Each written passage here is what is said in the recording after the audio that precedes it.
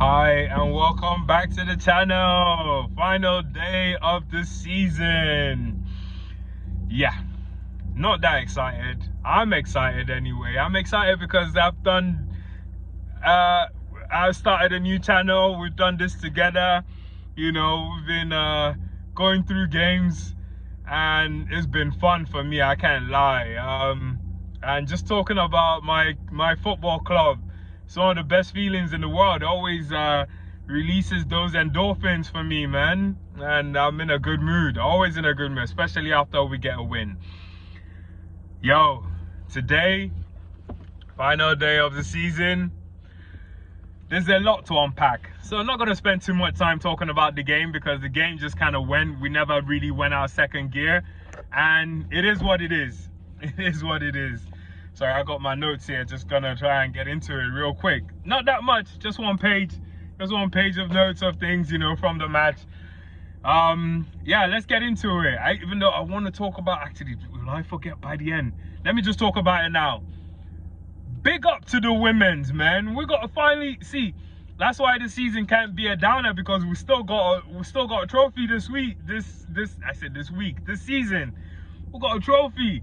Don't care that it's the women's one. I'm shameless. I don't care. It's not even about being shameless. I'm actually very proud of them. Like, they went through the hard route to get that win, to get the Champions League, and they got it in the end. Amazing football. I don't know if it's been that long since I watched women's football, or just because I haven't, paid attention to it for a minute. But then, my God, the levels they're playing at right now, ridiculous. I don't want to say like they're playing like the men, but they're playing like seriously intense football right now. Like, yeah, I can't say anymore, but big ups to them. Amazing game. Arsenal with the win. Even the goal was clinical, beautiful goal.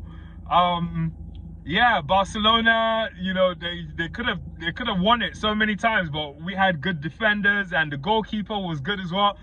Do you know what? Next season, I am definitely going to be watching the women's games as well, because I don't want to think that I underestimated the women's football, but then I thoroughly enjoyed that game yesterday, way more than I did the Europa League, Europa finals. Way more. And it's not that I'm biased, because Manchester United and Tottenham are our rivals, but still, yesterday's game, the Champions League game, was way more entertaining. It was just back and forth, and I just couldn't believe what I was watching, and I couldn't believe that I was watching women's football and enjoying it that much. Big ups to the women, man. And yeah, congrats on your victory, and I wish you guys more victory in the future. The only English team to have won the Champions League in the women's division, and we won it twice. Incredible. So much to be proud of. Arsenal, my football club, big ups. But let's get into today. Okay, let's get into today, and let's get into the men's season, because it's not the same, it's not as glorious as the women's was. So there are things to talk about. Starting lineup today: David Ryan goal, as always. Ben White right back, and then the centre half partnership today was different. It was good to see Tierney play his last game for the club, and he partnered with Jakub Kiwior. And then our left back today was Zinchenko, someone else who might be playing his last game for the club. In the middle was still a Partey Rice team, but we had a Nwaneri to the mix today. That's right, I had a little bit of Nigerian spice in that midfield. He plays for England, by the way. But then up front we had Sterling, Merino, and Martinelli up front. Game, I'm probably going to spend 2 minutes talking about the game. There's not much to report. Last game of the season, we never really stepped out of second gear.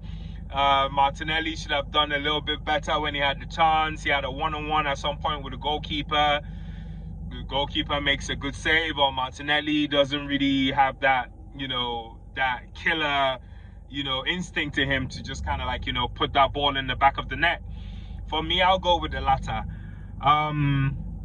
Then what's his name? Sterling, useless at some point, gave the ball away and put us under pressure, kind of invited Southampton into the game. But yeah, like I said, we never really left second gear. Partey never left second gear. He let the ball run a couple of times through his leg. I don't know if he thought any player was behind him, but like I said, like all the players that weren't at, you know, the usual levels today. But yeah, just before halftime, Tierney scores 1-0. Yep, big ups to him after a Ben White assist. And it was good to see Ben White, one touch pass inside. And that's the difference between Ben White and Urine Timber for me, because Ben White is instinctive. He just puts in, you know, a good ball in there. Timber is a bit more controlled, which is, I'm sure, what Arteta loves. But then, you know, sometimes I like that instinctive, you know, just one time touch or pass or something, you know, to just kind of get the ball into, you know, a dangerous position. And that's what Ben White did today. And Tierney, great finish as well. You know, one time finish, you know, is in the right place, right time, connects well with the ball, and actually a good strike of the ball. And, you know, he gets it in. And we're 1 goal up, you know, just leading into halftime. But I guess at halftime, the manager at Southampton probably had a word with their players, and they came out. This Southampton player, he just kept threatening us, and at some point he had to go off injured, but he was good today. Then again, like I said, we never left second gear today. So if there was any day to try on Arsenal, today was your day. And he had his day, even though it was a shame he had to leave injured. Leave not finishing the game. I don't really know if he was injured or what. But yeah, not long after Southampton score from a set piece, good header. Raya couldn't get there, so Raya couldn't kind of, you know, get the golden glove all by himself today. He's gonna have to share the golden glove with Sells. Who does Sells play for? I think Nottingham Forest. So yeah, there's just gonna be a two-way trophy for the both of them. But then, second season in a row, he's getting the golden glove. Big ups to David Raya. But yeah, Southampton score, you know, we're level. I'm thinking the game is probably going to finish level. Nothing else to report. It was just back and forth. And then Odegaard pops out of nowhere. He gets subbed. Actually, all the substitutions that came off today probably are leaving the club. And I'm talking about Tierney, Zinchenko, Martinelli. I hope he's one of the guys. Because the thing is, I don't hate Martinelli, but I need Martinelli to fetch us some money to balance the books. And he's the only one that if we're thinking of selling any player this season, he's the one person that's going to be able to get a bit of money for us to get the Rodrigos, the Gyökeres, or the Seskos, whoever it is that we're going to get. So Martinelli came off as well. Maneri don't want to sell him, but yeah, Odegaard came on. So apart from that substitution, everyone else that kind of left probably are on their way out of the club, you know. And hey, it is what it is. The Odegaard scores just before the game is done. Great strike of the ball. Basically what we've been begging him all season to do. But then again, we have to remember this guy was out injured for like, what, 3-4 months? And he came back into games where we were under pressure.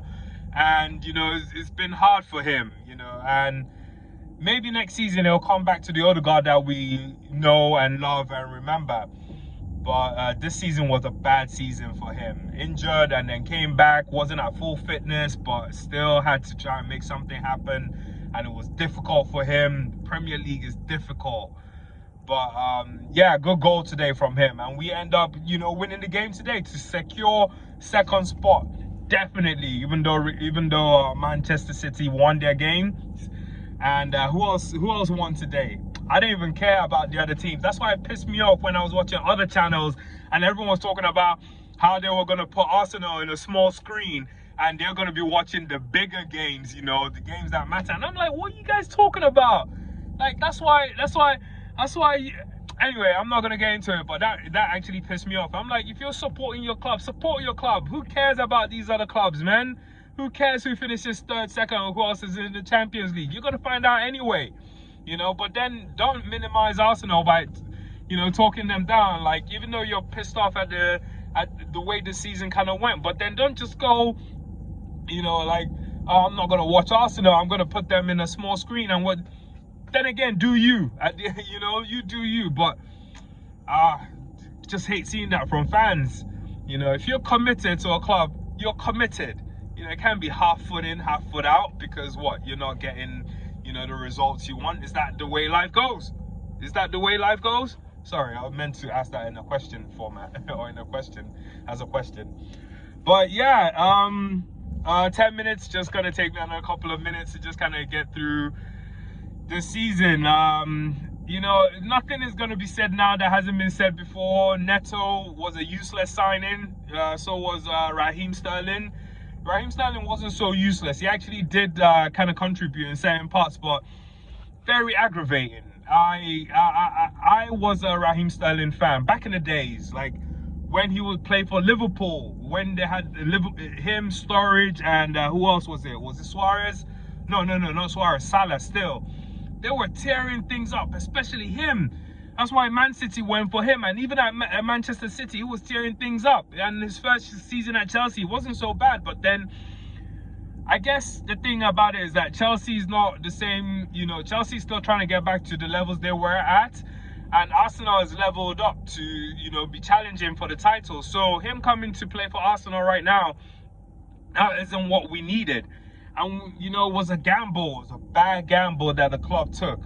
And it just didn't pay off. And I'm hoping going into next season, we're not taking any of these gambles anymore. We're really going to go out and get what we need to get. We've already kind of got Zubimendi across the line with a here we go announcement from one of the famous, you know, what would I call them? Reporters about transfers? Transfer reporters? Yeah, you know who I'm talking about. But then I want to see who's coming in next, especially in the striker department. I don't care if it's Sesko or Gyökeres, but then either one we go for would tell me exactly where the club is at, you know, the mindset. And we need someone coming in on the left for Martinelli, because Martinelli, he's not going to cut it next season if he's a starting left winger. He needs to come off the bench. He needs to be an option off the bench. Trossard needs to be an option off the bench if we're keeping them both. But if we're going to sell one, you got to sell Martinelli to get some money to balance those books. And Zinchenko's going to go. Tierney's going to go. I wonder who else is going to go. Partey, they're talking about renewing his contract, so I'm really happy about that. And yeah, whoever goes, because right now, you can't predict anything. You know, the football club is going to do what they feel is best. And yeah, I hope they get some of the, you know, business done fast. And by the way, for next season, because we've got a little bit of time, I've got to practice and get my graphics up, because my graphics is just basic. But I promise next season, we'll try and get the graphics up, make it a bit more entertaining. And also, with any transfer we make sure you turn on that notification button, because any transfer we make, there's going to be a new video. So it's not just going to be a summer with no Canon ADHD. You're still going to get some Canon ADHD once we make any new signings or anything, you know, relating to the club that's what we're reporting. So want to say thank you for joining me this 2024-2025 season discussing Arsenal. Has been amazing. It's been amazing, and I fall short of words by just using amazing, but it's been wonderful. It's been great to see, like, you know, some of the comments, and, you know, sometimes, you know, I could just see a like on the video. Even one like makes me happy. One like, and I'm like, oh yeah, thank God. Not thank God, but then thank you, more or less. And all the people who've been with me on this journey, who've been watching, subscribe, thank you all. Next season, we're gonna go stronger. We're gonna be better. We're gonna keep the videos shorter for sure, and get rid of so many waffles as well. Thank you. Wish you all love and peace. Big ups to the women's team.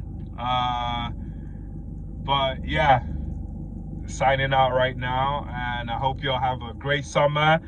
and stay healthy. We'll come back next year and we'll try and get something over the line. If not the Premier League, we get something over the line. We're gonna get Arsenal over the line, okay? We're gonna be behind our boys 100%, all right? And see what we can accomplish. Thank you all for watching. Wish you all love and peace, and see you next time.